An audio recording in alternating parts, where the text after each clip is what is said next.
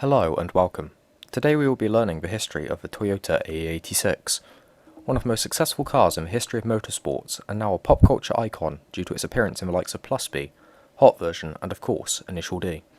Sit back, relax, get yourself a snack or two and maybe a good cup of tea or coffee and prepare to learn the whole history of the AE86. In order to see the history of the AE86 we need to look back to before it was made, to 1972 to be precise. In 1972, Toyota introduced two brand new models, the Sprinter Trueno and Corolla Levin, both with the chassis code TE27. These two cars were simply higher trim levels of the Corolla and Sprinter, but built for performance. They were created at the orders of Toyota manager Keisuke Kubo, who was inspired by the Alfa Romeo Giulia Jr. The two cars came with various engines, but the top-of-the-line version came with a dual overhead cam 2TG engine, paired with the 5-speed from the sleeker 1600 GT. It wasn't particularly fast with only 115 PS, which is about 113 horsepower, and a claimed top speed of 190 km an hour, which is about 120 miles per hour. But it's definitely what they set out to build. A small, lightweight, low-powered car that was a Toyota and was faster than other Toyota Corolla or Sprinter models, with similar performance to Alfa Romeo Giulia Jr. Then, in 1974, they decided that was enough for the first generation Corolla Levin and Sprinter Trueno and decided to make Oh boy. They decided to just go ham with different chassis codes for these two cars, geez. So there's the TE37, TE47, TE51, TE55, TE61, TE62 and TE65. These are for literally two cars, by the way. These are all basically just the same as previous generation engine-wise, not really much going on here. No racing heritage or anything like that. Basically with this generation, anything with a 30 or a 50 is a Levin, 40 or a 60 is a Trueno. Got it? Good. Okay, now on to the next generation, the AE71, TE71, TE72 and TE75 generation. Honestly, they're all basically the same. It was sold with the same engine as before and was sold in 3 trim levels. Okay, so now you know how we got to the AE86 on the Trueno and Levin side, but we still haven't covered the Corolla side. After the E70, Toyota decided to switch from rear-wheel drive to front-wheel drive for the Corolla. So they basically made the whole Corolla lineup, besides a few exceptions, front-wheel drive for the E80 generation. This was because 1. Everyone was doing it, 2. It was safer in some circumstances, such as on loose surfaces and meant that you wouldn't get stuck in snow, and 3. It was more fuel efficient and allowed for more space for passengers in the car. However, this was not the end of the rear-wheel drive Corolla, because, long story short, Toyota let their engineers cook, and man was the result something special. Toyota decided to really go big for the last rear-wheel drive Corolla, making a car with an almost perfect 50-50 weight distribution front and rear, and a car weighing under 1,000 kilograms. Pairing this with a high-revving, naturally gas-aspirated 16-valve 4-cylinder engine, the brand new 4AGE, the same engine which was fitted to the AW11 MR2. As well as this, it had a McPherson strut front suspension and a limited slip diff on some models. Because of this setup, it was perfect for racing, seeing success in Group A, Group N, rally, showroom stock, and more recently, drifting. And of course, it also saw success in the less legal types of racing, but we'll talk about all of that later. First, the variants, because you can't talk about something you don't know what you're talking about. Then again, I'm talking to you now, so maybe you can. Well, here are the variants. We have Zenki, Koki, Coupe, Liftback, DX, SR5, GTS, GT, GTV, GT Apex, Sprinter Trueno, and Corolla Levin. Some of these are exclusive to Japan, some are exclusive to America, and some were sold elsewhere, such as in Ireland and my home country Britain, and all of these were sold between 1983 and 1987. Now that we've discussed the variants, we can mention why people loved the AE86 at the time. Long story short, it was because the car was incredible for its price point. A car more or less built for performance was only being sold for 1.5 million yen for the GT Apex, which in 1983 was equivalent to about £4,050 or £13,110 adjusted for inflation to 2023. Damn, you can really see the tofu tax, am I right? Well, this is why people wanted this car, because for what it was priced incredibly, so any young person who craved an exciting car in the 80s in Japan almost immediately went for the AE86. Now, of course, since young people seeking fun bought the AE86, they near instantly decided to do what thrill-seeking Japanese teens in the 80s did. They took them to the mountains and quickly realised how great the car was in the corners. At the same time, a man by the name of Keiichi Tsuchiya was growing famous in the street racing world as well as on track, known for his unique driving technique of drifting, something that was hardly used at the time. Around this time, Tsuchiya made the investment of a lifetime. He bought himself his very own AE86. Because of his incredible driving skills and unorthodox driving style, he soon found himself making a video for a magazine, driving his AE86 on his home course of Usi Pass in 1987. This video was Pluspy, a video which actually made him lose his professional driver's license and get banned from racing for a bit due to him filming an illegal video on public roads. This video was viewed by many car enthusiasts in Japan, and many of them immediately wanted to try what they saw for themselves, and they knew that they needed the car for the job. The AE86. While this was happening in Japan, the AE86 was also dominating in every motorsport it entered, seeing success in Group A, Group N and Rally. The car saw a lot of fame, especially in the UK, where it beat the Ford Sierra Cosworth, Rover SD1, Mercedes 190e, BMW M3 E30, Alfa Romeo 75, as well as many other great performance cars of the mid to late 80s in the British Touring Car Championship, claiming first in both 1986 and 1987 at the hands of Chris Hodgetts. As well as this, it won the European Touring Car Championship in 1986 and remained competitive from 1984 to 1988. In both Ireland and Finland, the AE86 were and still are incredibly popular rally cars due to their front-engine rear-wheel drive layout, making them comparable to the Mark I and Mark II Ford Escort, which were no longer in production in 1983, making it a great alternative or replacement for the Ford Escort, which like the Toyota Corolla had switched to be front-wheel drive. Back in Japan, however, the AE86 was receiving its glory where it belonged, on the mountain passes. As it was the early 90s by this point, Japan had entered a sports car renaissance. Cars like the GTR R32, FCRX7, A70 Supra, NA MX-5, and S13 Silvia paved the way for the legendary cars that we know and love today, all of which instantly found their footing in the underground world of Hashirias racing up and down the Togei, a world which was seemingly founded by the drivers of the 70s and cemented by the AE86 drivers of the 80s. By this point, everything was faster than the AE86 on the Togei. However, the lightweight design of the AE86 immediately made it one of the go-to cars for handling, making it perfect for downhill in most cases.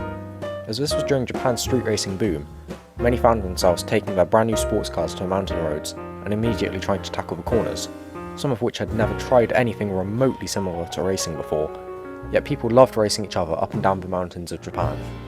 It was so popular that in 1994, manga artist Shuichi Shigino entered the scene.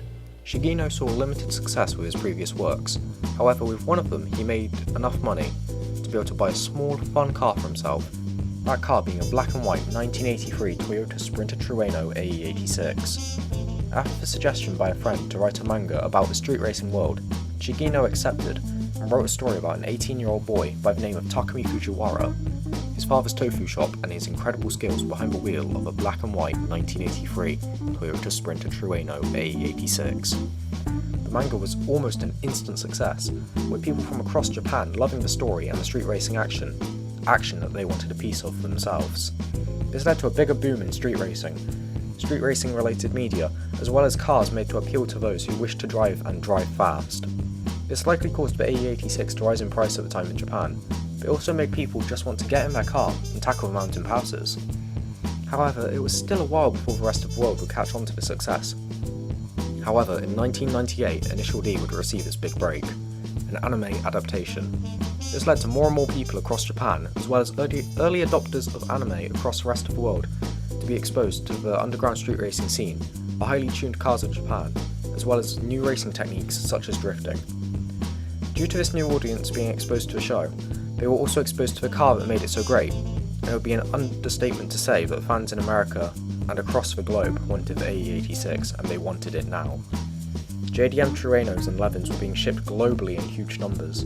The American AE86s were having their bumpers ripped off and changed to JDM ones. People were going insane for a Corolla from the 80s and street racing, mostly the latter, and many saw the astonishingly high AE86 prices and immediately backed off and opted instead for alternatives. As a result of Initial D's popularity, people began to recognise drifting as a motorsport in the 2000s, leading to the legitimization of drifting and the birth of large competitions such as Formula Drift in 2003. This leads us to about 2010. Initial D was being redubbed and, to be honest with you, fixed by Funimation. The AE86 was reaching ridiculous prices, and all the while, Toyota, who had seemingly forgotten what a sports car even was, decided to start plotting something. A spiritual successor to the AE86. enter the FT86G sports concept car. This concept was for the first time since 1987 that Toyota made a car known as the 86.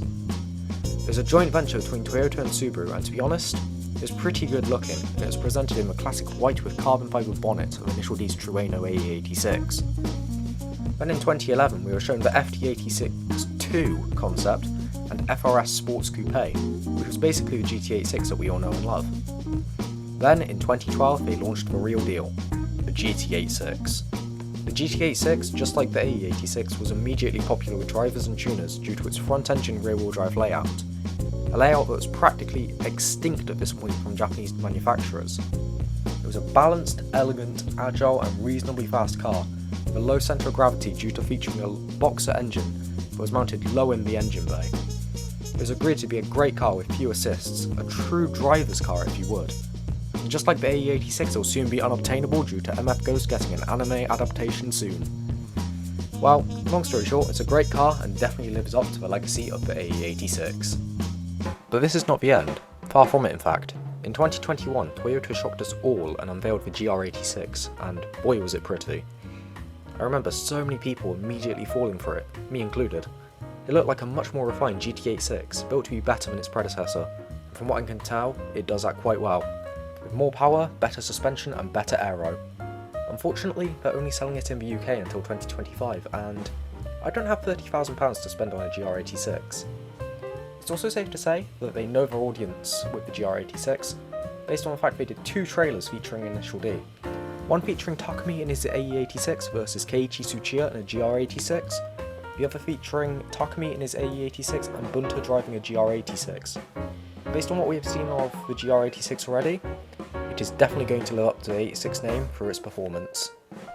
To conclude, that was the whole history of the AE86, from its humble beginnings as a farewell to the rear-wheel drive Corolla, through its motorsport success, through its street racing days, through its superstardom as a TV icon, all the way through to its legacy as the Toyota AE86, a car that was exceptionally good at everything it did and is loved by many.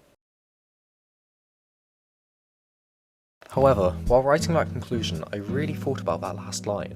I wanted to write a car that defined a generation, or the car that helped shape car culture to what it is today. However, I know that if I was to say that, I'd be lying. As great as the 86 is, at the end of the day, it's just a Corolla. It is true that it earned its fame. It's true that it was successful in motorsport, and it's true that it's still sought after to this day. However, is that really the 86? Is that really all there is to it?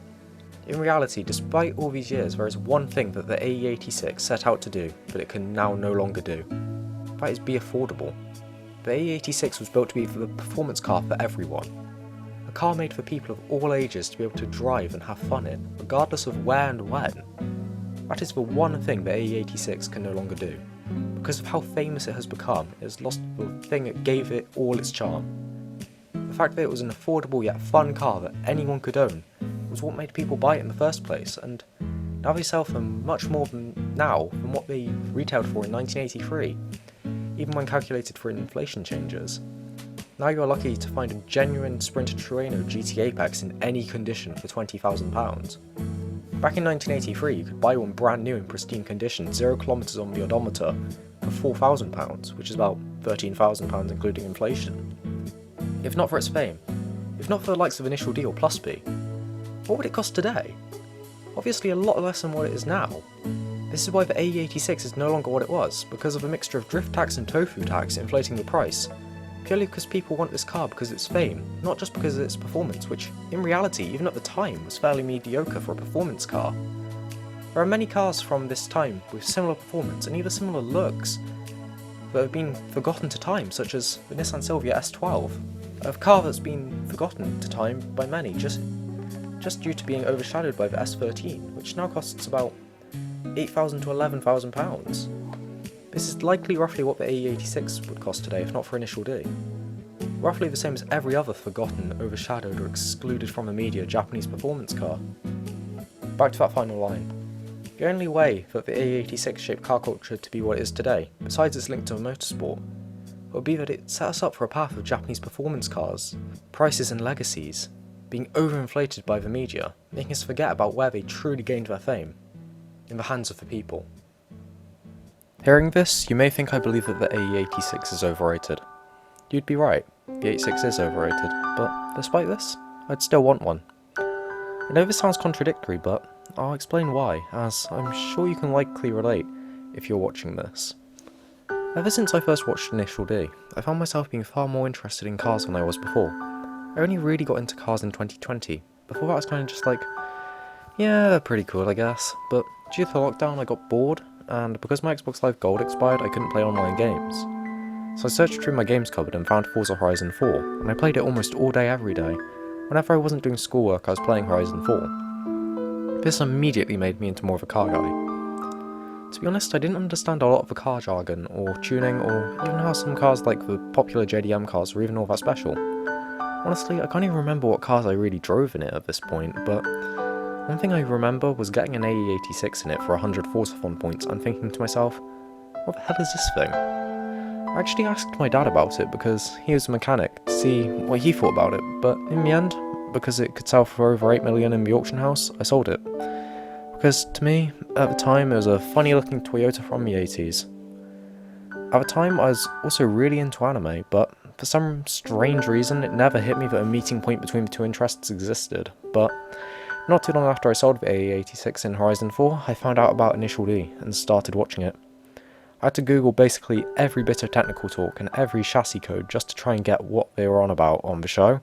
But I quickly started enjoying it, and I fell for the AE86 effect. Seeing it in action beating better cars made me want one both in Horizon 4 and in real life, because I was impressed by what I saw. I saw an underdog car being driven to victory by a guy with great driving skills. It was at this moment that I realised that horsepower wasn't everything, skill was. At this moment I realised that you can't become a skilled driver unless you practice and have a car that can teach you from nothing. This is when something that Bunta Fujiwara said suddenly made me infatuated with the 86. A driver doesn't learn how to drive the 86. The 86 teaches the driver how to drive it. That's why I wanted an 86, because I wanted to be trained by the 86. That, in my opinion, is what the 86 is. The AE86 is an overrated car now. However, it's a car that you drive if you want to be a driver. It's a car that you drive if you want to be taught, if you want to drive fast, and if you want to have fun. I think everyone's interest in it is because of this, because that's the 86 effect. It makes you want it because of all it offers you as a driver. All it offers being a raw yet forgiving driving experience, tailored around having fun and driving fast.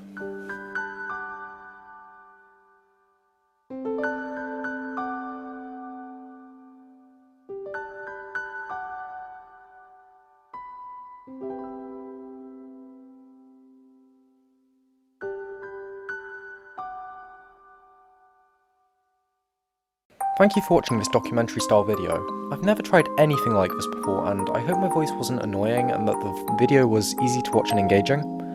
Sorry about it getting a bit personal near the end, but I'm sure that you can likely relate to some of what I said. I only made this video as I hit 86 subscribers, and also to celebrate the fact that the AE86 and Initial D has somehow got my channel over 17,000 views in total across 3 or 4 videos. So, thanks for watching those videos, thanks for watching this video, please like and subscribe, and if you enjoyed this video, feel free to suggest another car or cars for me to do a video like this about in the comments, and I will likely give it a go again, depending on how this video is received. Once again, thank you for watching.